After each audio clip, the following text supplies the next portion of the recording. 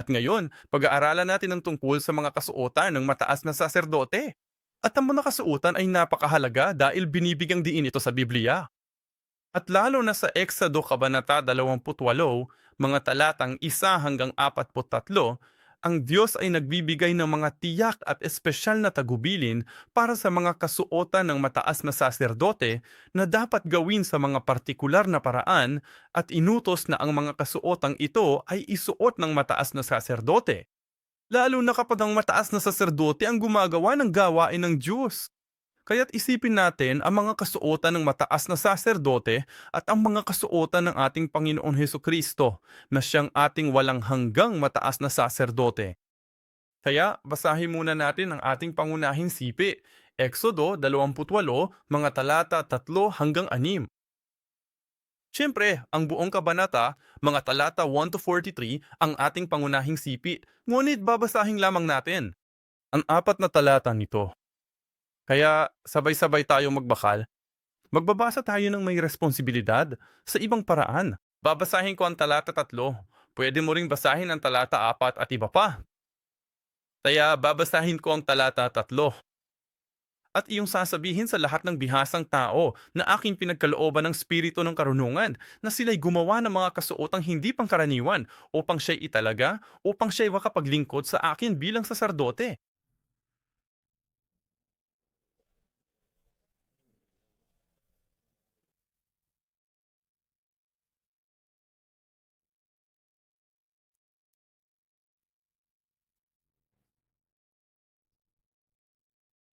Kukunin nila ang ginto, at ang buhaw, at ang lila, at ang pulang sinulid, at ang pinong lino. Gagawa rin sila ng ginto, ng sinulid na asol, at lila, at iskarlata, at pinong linong pinili na gawa ng mga bihasang manggagawa. Ito ang salita ng Diyos. Amen. Dito, versikulo 1, paumanhin, versikulo 3 at versikulo 4, patuloy na sinasabi ng Diyos. Sa dulo ng versikulo 3, sinasabi nito, gawin mo ito, sa madaling salita, gawin mo ang mga kasuotan ni Aaron upang siya'y makapaglingkod sa akin bilang saserdote. Kaya para bang kung wala ang mga kasuotang ito, hindi siya maaaring maglingkod sa Diyos. At muli, sa talata 4, sa ibaba ng talata 4, sinasabi nito na maaari siyang maglingkod bilang pari sa akin. Kaya ang mga kasuutang ito ay napakahalaga sa paglilingkod sa Diyos. At taos puso kong idinadalangin na sana'y matanggap natin ang mga kasuotang ito at maisuot ang mga ito sa huli o sa ating buhay ngayon, sa ating buhay ng pananampalataya upang tayo ay maging karapat-dapat na maglingkod sa Diyos. Amen? Kaya saan natin makukuha ang mga damit na ito? Kaya isipin natin ang mga damit na ito. Ngunit bago natin isipin ang mga kasuotan ng mataas na saserdote, isipin muna natin ang ilang kasuotan na lumilitaw sa Biblia, sa buong Biblia. Ang mga kasuotan ay may mahalagang papel sa gawaing pagtubos ng Diyos. Maaari nating isipin ang mga kasuotan ni Adan. Genesis 3, talata 21. Matapos magkasala si Adan, ang proteksyon ng kaluwalhatian ng Diyos sa paligid ni na Adan at Eva ay naalis. Sa madaling salita, pinanggihan ni Adan ang salita ng Diyos, ang maniningning liwanag ng Diyos, ang kaluwalhatian ng Diyos at sila na ang nagkusa. At dahil dito, nakita nila ang sa isa't isa at ang sarili nilang kahihiyan. Alam nilang hubad sila, nagsuot sila ng damit na yari sa mga dahon ng igos na hindi nagtagal. Kaya't gumawa ang Diyos para sa kanila ng isang damit na gawa sa balat. At ang damit na iyon ay tinawag na ketonep, damit na gawa sa balat. Ang kasuutang yari sa balat ay nangangailangan ng paghahain ng isang hayop.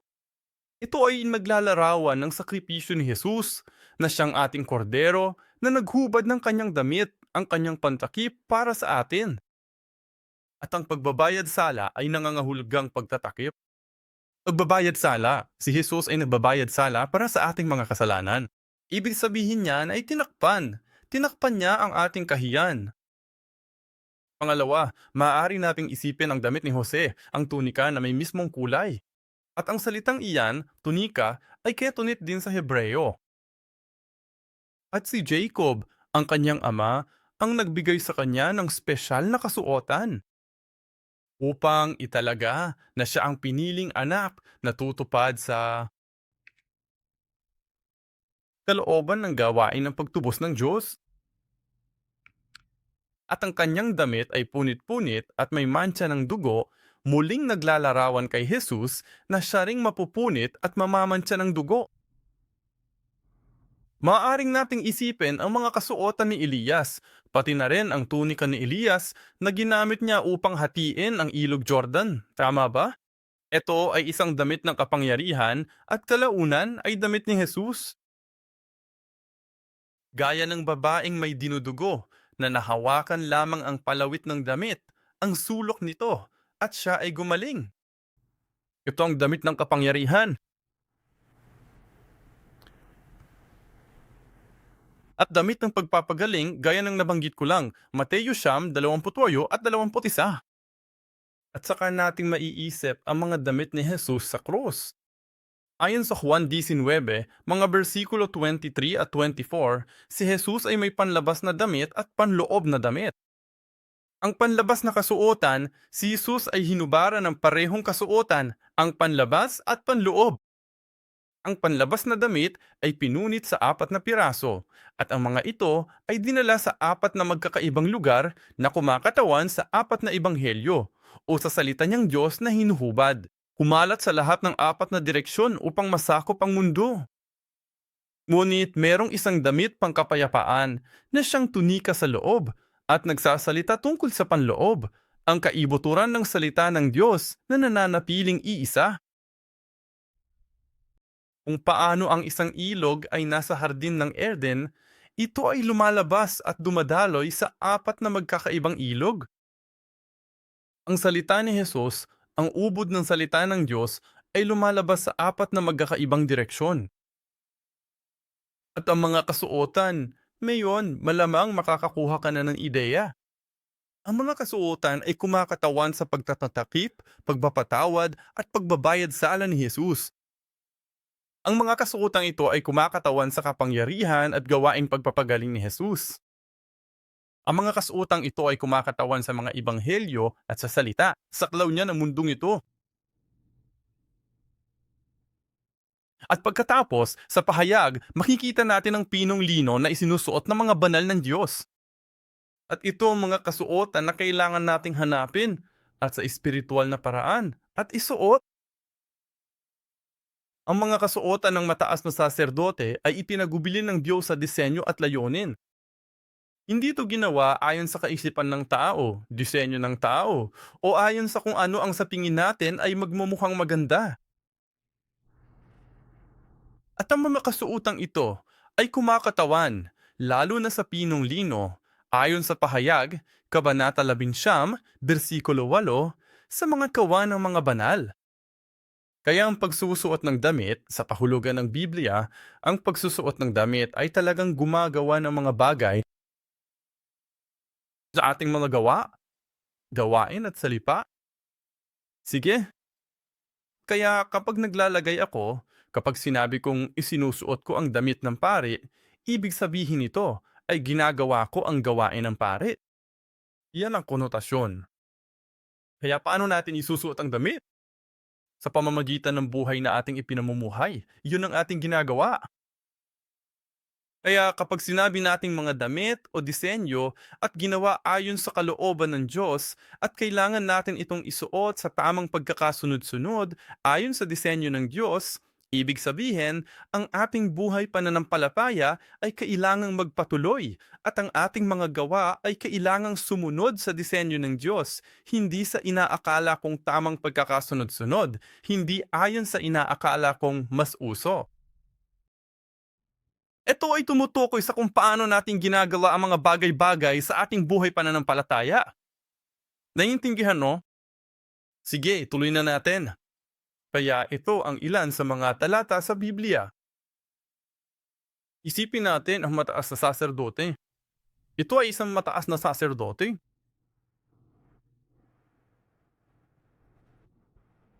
Sige, suotan natin siya ng damit. Dapat ay hubad. Pero alam mo, may mga anak kami. May mga lalaki at babae. Okay, isuot mo ang unang piraso ng damit dito at tatawagin itong linen, breeches, boxers, or underwear. Okay, at saka breeches, ito ang damit na pinakamalapit sa balat ng oso at isinuot ito upang takpan ang kanyang balat na parang oso. Sige, huwag lang nating isipin ang pisikal na mga piraso at layunin ng damit, kundi isipin din natin ang ating espiritual na paraan ng pagsusuot. O kaya ay maging isang pari, maharlikang pari ayon sa 1 Pedro 2 talata 9, upang tayo ay may kakayahan at maging handa na maglingkod sa Diyos. Ano ang kailangan nating gawin upang makapaglingkod sa Diyos? Una, kailangan nating isuot ang mga linen na breeches para gawin ng ano? Para matakpan ang ating kahihiyan. Ang unang bagay na kailangan nating gawin kapag lumalapit tayo kay Kristo ay ang matakpan ang ating mga kasalanan. Ang ating mga kasalanan, ang ating kahihiyan ay kailangang hugasan. At kaya ito ay tungkol sa ating una, ang hakbang na siyang pagsisisi, ang pagtanggap ng dugo ni Hesus Kristo upang matakpan ang ating mga kasalanan, Exodo 28, talata 42. Gagawa ka para sa kanila ng mga salawal na lino upang takpan ang kanilang hubad na laman. Aabot ang mga ito mula sa balakang hanggang sa mga hita. Kaya, si Reverend Abram Park na siyang may akda ng aklat na ito ay dumaan sa bawat pagsilang at kombinasyon o pagkakaiba. Alam mo, ang mga aklat, ang Levitiko, Deuteronomio, Exodo, para matiyak na ang mga guhit na ito, maging ang mga guhit na ito ay ayon sa Biblia, tumpak sa Biblia. Nahiya sina Adan at Eva at natagpuan nila ang kanilang mga sarili na hubad matapos magkasala. Hinubaran si Jesus upang matakpan ng ating kahihiyan. Siya ay lahat ng mga drawing ng krus at mga drawing ng pagpapako sa krus ay may kung anong uri ng damit na suot niya. Ngunit sa Biblia, sinasabi sa atin ng Biblia na siya ay ganap na hubad sa krus upang maipakita. Kinuha niya ang ating kahihiyan upang pagtakpan ng ating kahihiyan ng kasalanan. Talatang Sanggunian, Ezekiel 23, talatang 18. At kasunod ng mga puwang na lino ay ang tunika, at ito ay sa Hebreyo ay teponep tunika. Parehong gawa sa pinong lino ang mga breeches at ang tunika. Ang pinong lino ay sumisimbolo sa kadalisayan. Kaya naman, kahit na tayo ay nahihiya na dumisan ng kasalanan, sa pamamagitan ng ating pagsisisi, kapag tayo ay lumapit kay Jesus, nililinis niya tayo na dalisay at puti, at tinapakpan ng ating kahihiyaan ang kanyang kadalisayan. Hindi lang ang mga breeches, kundi mayon ang buong katawan.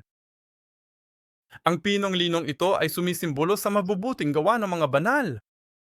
At ikaw at ako, dapat nating malanan.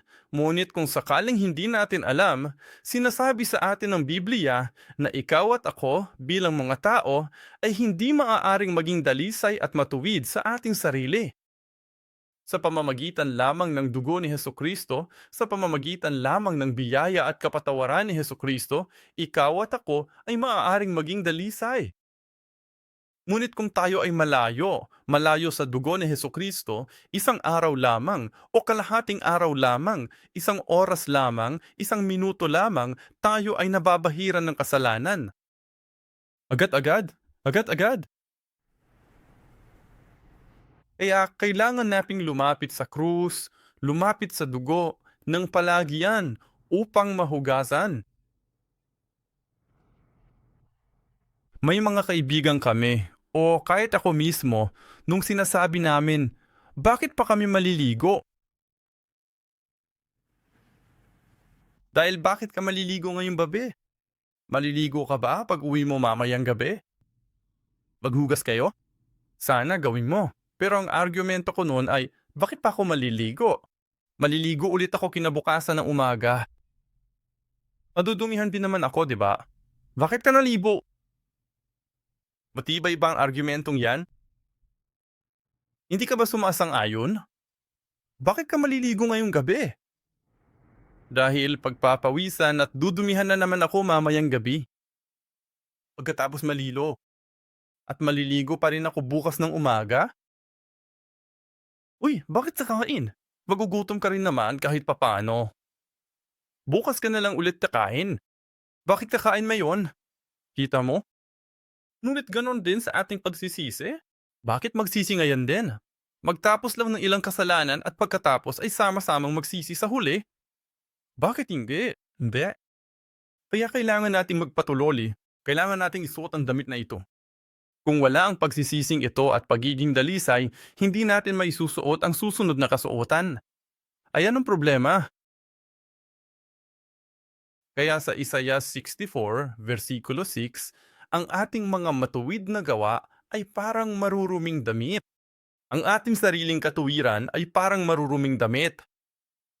Kailangan nating isuot sa atin ang damit na ito ni Hesus Kristo, hindi ang ating mga matuwid na gawa, kundi ang kanyang mga matuwid na gawa.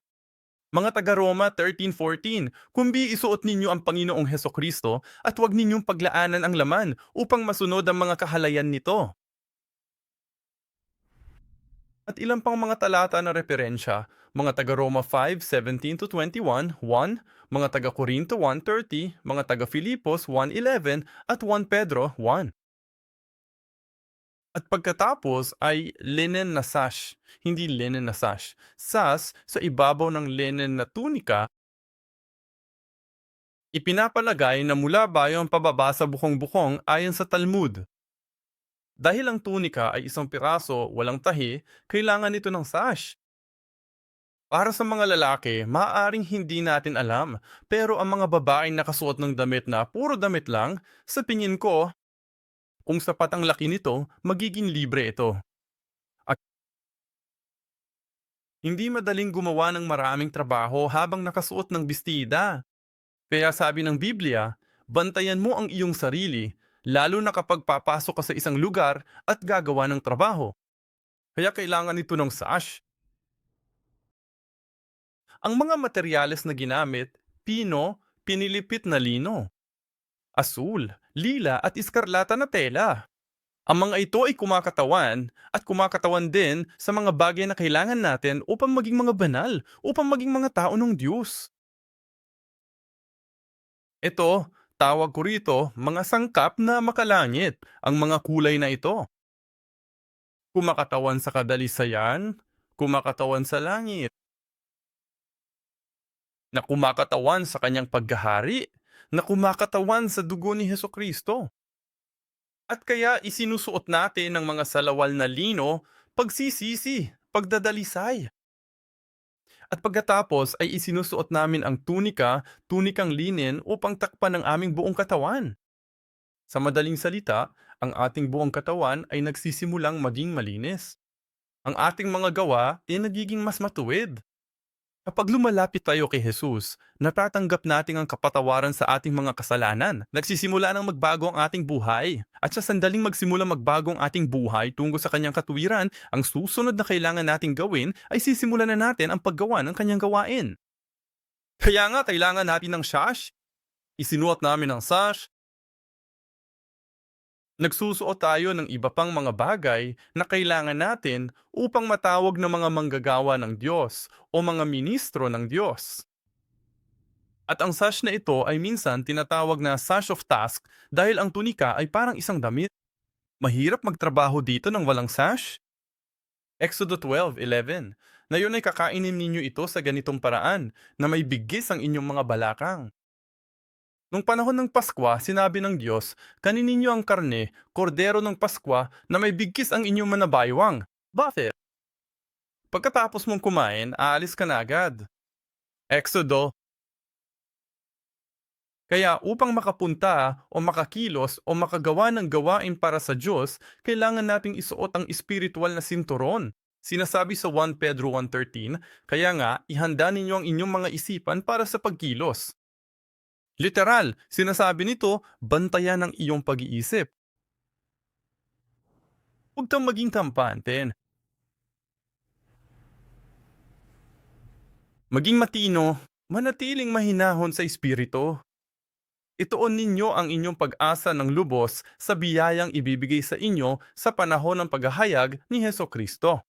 Ngayon, nais ng Diyos na ibuhos sa iyo ang kanyang biyaya at ang kanyang espiritu. Ngunit upang matanggap ang biyayang iyon, kailangan nating maging alerto sa isang paraan, sa espiritual na aspeto. Kailangan nating bigkisan ng mga balakang ng ating mga isipan. Nais ng Diyos na bigyan tayo ng gawain upang matupad ang kanyang kalooban. At gagawin niya ito sa mga taong nakahanda sa kanilang. Ang laman ng kanilang mga isipan. Ngunit kung tayo ay kampante sa kalayawan, hindi tayo matino, lasing sa mga bisyo ng mundong ito. Nalilito tayo sa halo-halong iba't ibang doktrina at turo ng mundong ito. Hindi tayo nabibigkis at hindi magagawa ng Diyos ang kanyang gawain sa pamamagitan natin. Kaya't dalangin ko, sayon, naway bigsikan natin ang ating mga isipan. Darating na ang panahon. Anong oras? Ang panahon para tayo ay, o dapat ko bang sabihin na nauubusan na ng oras? Anong oras? Ang panahon para gawin natin ang gawain ng Diyos. Alinman sa dalawa, kung titingnan mo, kailangan nating magmadali at bigkisan ng ating mga pag-iisip upang matanggap natin ang biyaya at mga pagpapalang ibinibigay niya sa atin. Upang tayo'y bumangon at gawin ng gawaing luluwalhati sa Kanya na nais niyang ating tuparin. Lucas 12:35-37. Magdamit kayo ng handa at panatilihin nakasimbi ang inyong mga ilawan. Maging katulad kayo ng mga taong naghihintay sa pagbabalik ng kanilang Panginoon. Sabi niya, babalik siya, pero magbihis kayo, magbigkis kayo.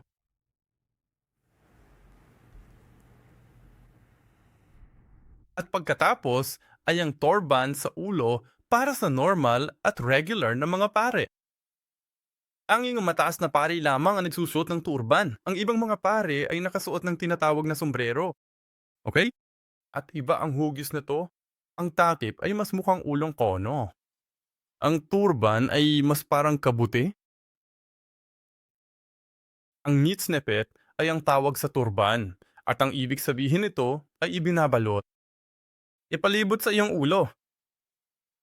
Ipaikot-ikot mga ulolo. Ano ang tunog niyem? Gawa ito sa pinong lino, muli gawa ng isang manghahabi. At sa harap, may banda, golden band. Eto,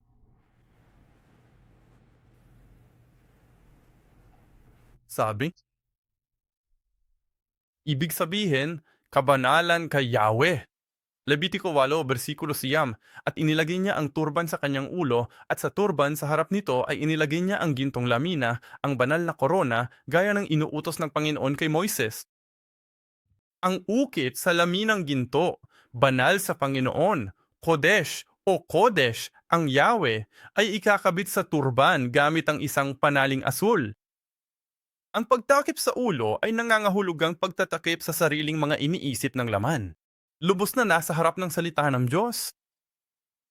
Ang mga pari o mga taong handang maglingkod sa Diyos ay kailangang balutin ang kanilang ulo ng pinong linong ito na may kadalisayan ni Jesus at gintong tamigkis. Ang ginto ay sumisimbolo sa isang bagay na hindi nagbabago. Kaya ang ginto ay kumakatawan sa kawalang hanggan.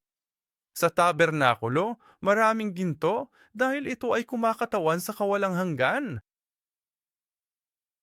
Kaya, ang ibig sabihin ng pagtakip sa ulo ay pagtakpa ng sarili kong mga iniisip at ang kailangan nating sundin, ang ating ulo, ay si Hesus Kristo. At noo, ang ibig sabihin ng noo ay nangangahulugan ito ng aking landas, aking pagsulong, ang unang bagay na tinatahak kapag ako'y naglalakad. Sinasabi natin, papunta ako diyang. Ano yung ibig sabihin yan? Patungo ako dyan. Diyan na papunta ang ulo ko. Ang namumuna sa akin ay ang aking ulo, ang aking noo. At ang dapat na nasa aking noo, kahulugan, layunin, mitihin, direksyon, at ang katapusan ng aking paglakad, ang aking buhay, ay banal sa Panginoon. Ang kabanalan sa Panginoon ang aking layunin, ang aking mitiin, ang aking direksyon. Nakikita mo ba ang mga hakbang? Pwede ba tayong mag-review hanggang dito? Ina, anong una? Mga paglabag sa lino, pagsisisi. Pangalawa, tunika. Anong ibig sabihin nun? Mga mabubuting gawa, pagsunod sa Panginoon. At pagkatapos, sash. Mabuti. Magaling, magaling. Sash, handang gawin ang gawain ng Diyos, di ba? At kapag ginagawa natin ang gawain ng Diyos, kaninong mga pamamaraan? Sa aking paraan? Ginawa ko ito sa aking paraan? Hindi, mga pamamaraan ng Diyos. Para sa layuning maging banal sa Panginoon na ginagawa ang gawain ng Diyos. At saka, sa ibabaw ng tunika, itong asol, kapag nakita mo ang asol dito, maiisip mo, langit, malalangit. Ang asul ay kumakatawan sa langit, ang kulay ng kalangitan. Ito ay nagsasalita tungkol sa makalangit na kaharian. Kaya, sa aking mga mabubuting gawa, ay isinusuot niya ang makalangit. At sa tingin ko ay napakaganda nito mula sa sandaling ito. Napakagandang karanasan kung matatanggap natin ang ganitong uri ng damit habang tayo'y nabubuhay. Balabal ng epot,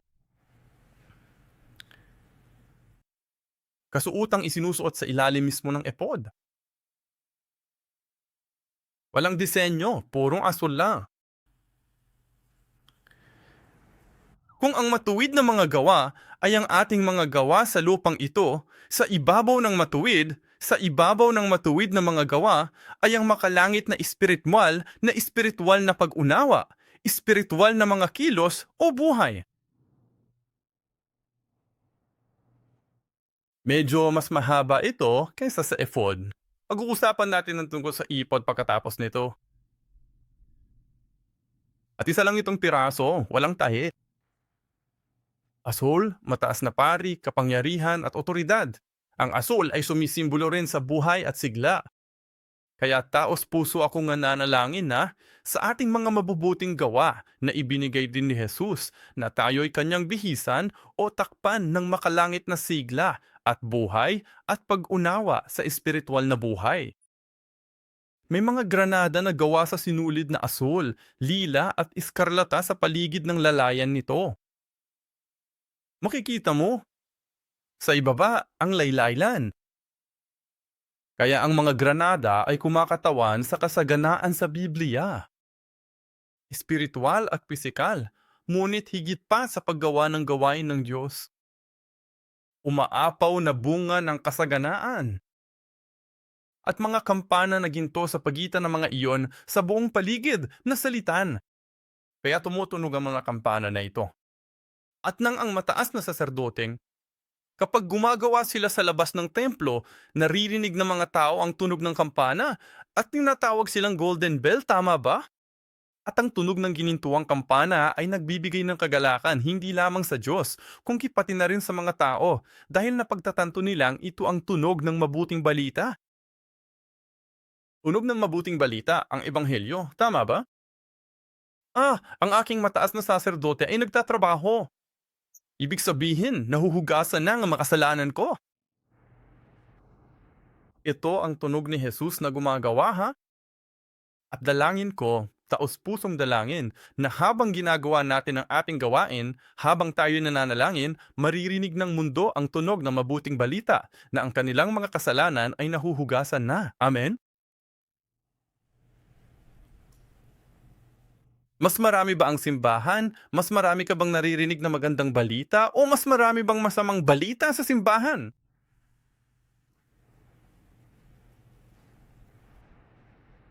Mas marami tayong naririnig na mga kahilingan sa panalangin at kadalasan ang mga kahilingan sa panalangin ay hindi naman magandang balita. May nakasakit, may isang taong may cancer, may naaksidente. Naririnig namin ang lahat nito. Ngunit gayon paman, sa pamamagitan ng mga panalangin iyon, dalangin ko na sana ay may magandang balitang darating. At magsanay tayo sa ating buhay na magsalita ng mas maraming mabuting balita kaysa sa masamang balita. Inen? Naway mas maraming papuri ang manggagaling sa mga labi na ito kaysa sa mga reklamo. Amen? Tulad ng mga kahilingan sa panalangin, kailangan din nating ibahagi ang ating mga kahilingan sa panalangin. Naway may mga ulat din ng papuri na lumabas. Amen? Mga leader ng sariling grupo, ito na ang pagkakataon ko para ipaalala sa inyo. Kailangan mo talaga mag-report. Bigyan mo ako ng mga ulat ng cell group tungkol sa mga pagpupulong ninyo. At kadalasan, mayroon tayong mga kahilingan sa panalangin. At pinahahalagahan ko iyon dahil minsan, o kadalasan, tinutukoy ko ang mga kahilingan sa panalangin para ipagdasal ang mga miyembro. At naway, mayroon ding mga ulat ng papuri. Amen. Sa mga cell group, mga pagtitipon ng cell group o mga pagtitipon ng maliliit na grupo, kung minsan ay nakakakuha tayo ng nabibigatan. Pagkatapos ng pulong, ang bawat miyembro ay binibigyan ng mga kahilingan at paksa ng panalangin.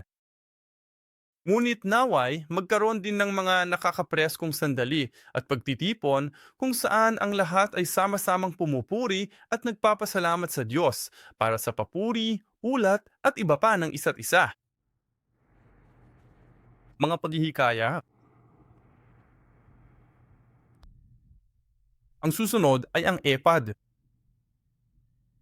Pagkatapos ng lahat ng mga piyesang iyon, sa wakas ay nasuot na natin ang epod. Ang epod na yata ang parang ito na ang kasukdulan. Ang layunin ng pagsusuot ng iba ay upang isuot ang ipod. Banal na kasuotan na kailangang isuot ng pare kapag ginagampanan niya ang kanyang mga tungkulin. Yari sa ginto, asul, lila, pula at pinong linong pinili. Angin ang epod ng mataas na saserdote lamang ang may ganitong kulay. Ang ipod ng isa pang pare ay gawa lamang sa pinong lino, kulay puti.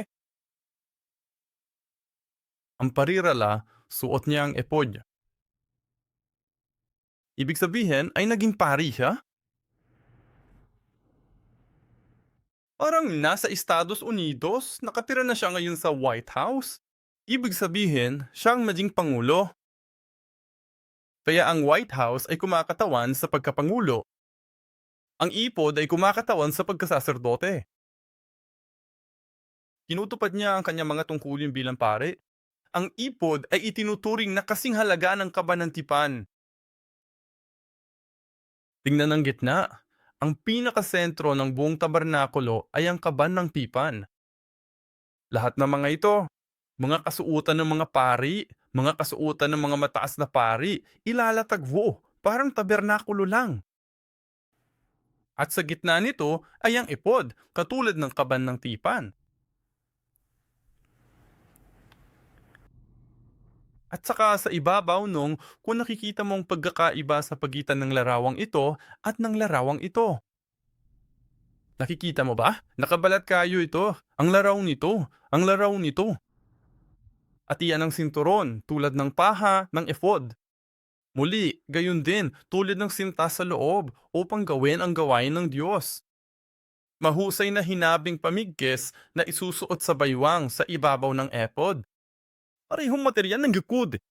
Ang Panginoon na patuloy na gumagawa sa kasaysayan ng pagtubos. At iyon ang ipinahihiwatig nito. At ang epod na ito ng mataas na saserdote ay ang epod ni Jesu Kristo. At nasa trabaho pa rin sa. Naparito si Jesus sa lupang ito at sinabi niya sa lahat, ang aking ama ay nasa trabaho. At masasabi nating may kumpiyansa. Si Jesus ay gumagawa pa rin. Amen? At dalangin ko na tayo ay mamuhay upang ipakita sa mundo na si Jesus ay gumagawa upang magbayad sala para sa mga tao kahit ngayon. Ikawalo, dibdib ng paghatol. Sa dibdib, mayroong parisukat na pektoral. Kwadrado, 22.5 sentimetro por 22.5 sentimetro. Parisukat, parehong haba at parehong lapad o taas. Nangangahulugan ng katarungan at paghahatol. Ang Diyos ay makataruman. 12 bato upang kumatawan sa 12 tribo. At ang lahat ng 12 tribo ay kumakatawan sa bayan ng Diyos na nasa puso ng Diyos, puso sa dibdib ng Zeus. Sa kabilang panig, sa loob-loob, may maliit na bulsa, at naroon ang Urim at Thummim, 2 bato, puti at itim.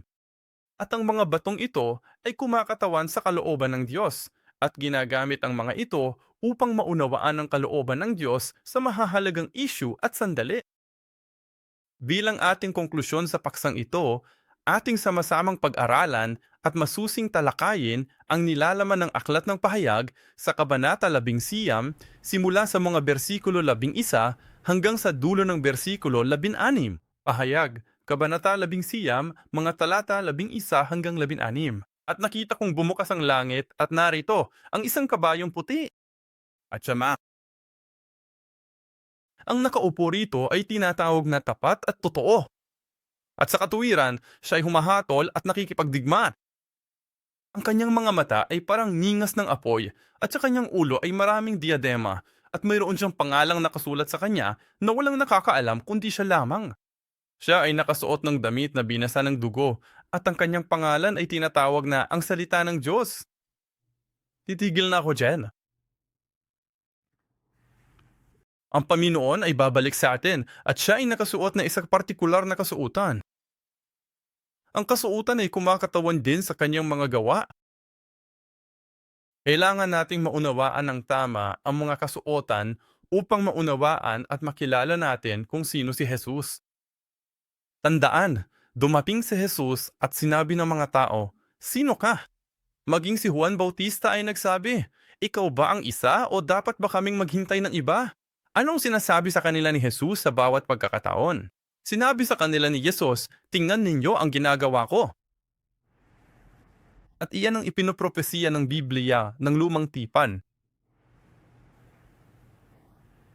para makalakad ang pilay, para magbigay buhay, para pagalingin ang may sakit. Tama ba? Tingnan mo ang ginagawa ko.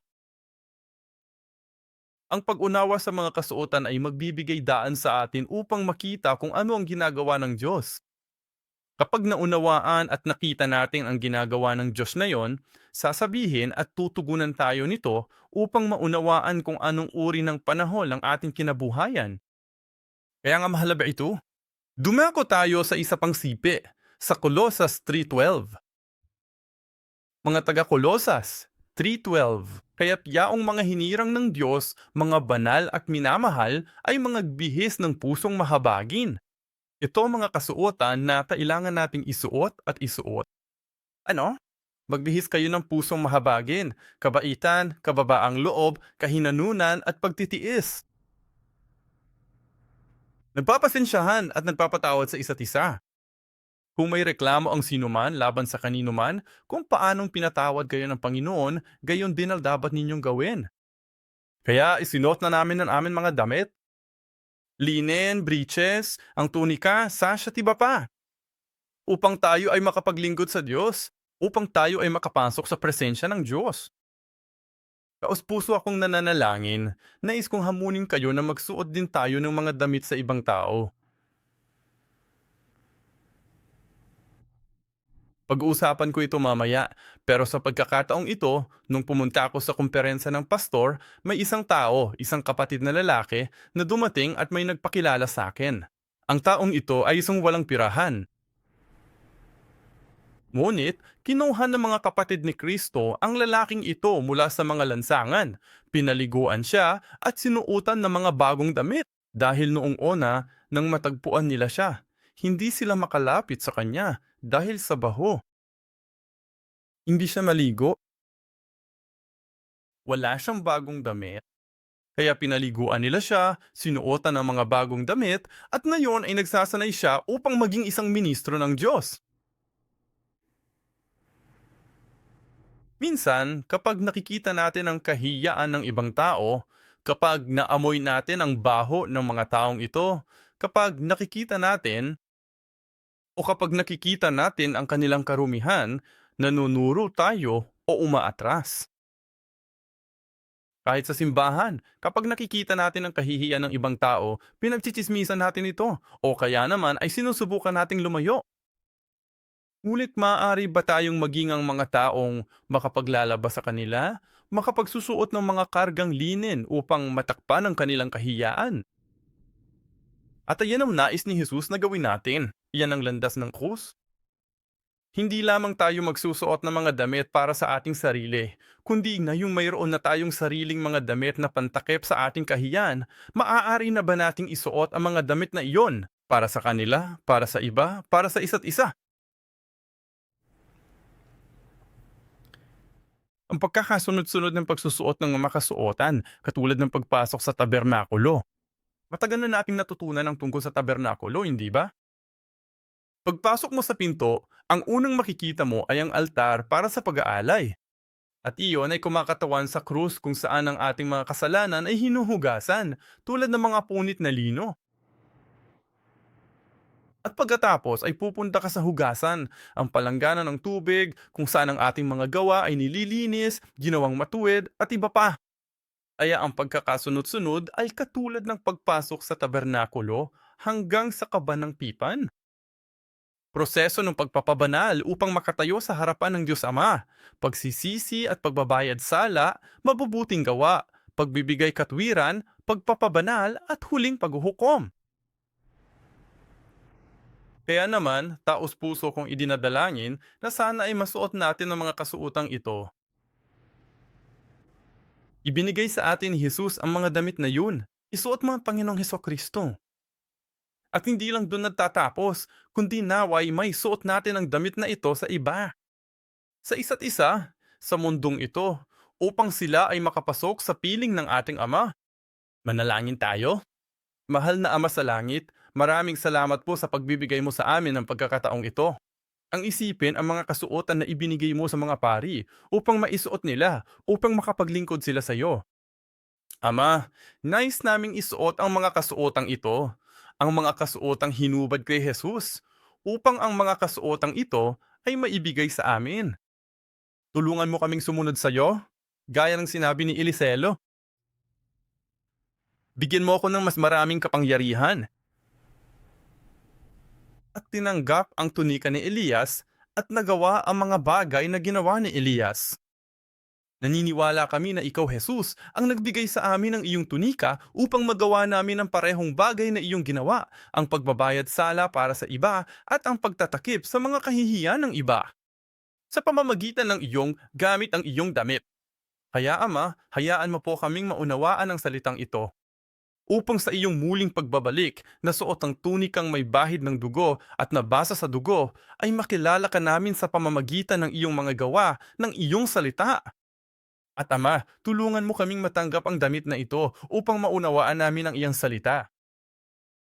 Maraming salamat po sa iyong biyaya. Sa pangalan ni Jesus, kami ay dumadalangin. Amen. Magpasalamat tayo sa Diyos.